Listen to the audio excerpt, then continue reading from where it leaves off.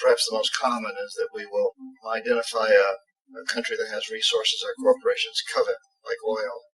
and then arrange a huge loan to that country from the World Bank or one of its sister organizations. But the money never actually goes to the country. Instead, it goes to our big corporations to build infrastructure projects in that country, power plants, industrial parks, ports, things that benefit a few rich people in that country, in addition to our corporations, but really don't help the majority of the people at all. However, those people, the whole country is left holding a huge debt, and such a big debt they can't repay it, and that's part of the plan. They can't repay it. And so at some point, we economic hitmen go back to them and say, listen, you lost a lot of money, you can't pay your debt, so sell your oil real cheap to our oil companies. Allow us to build a military base in your country, or send troops in support of ours to someplace in the world like Iraq, or vote with us on the next UN vote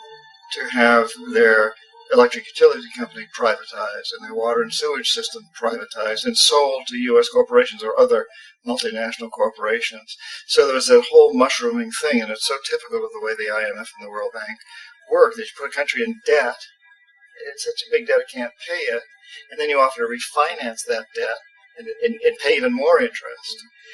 and you demand this quid pro quo, which you call a conditionality or good governance, which means basically that they've got to sell off their resources, including many of their social services, their utility companies, their school systems sometimes, their penal systems, their insurance systems, to foreign corporations. So it's a double, triple, quadruple whammy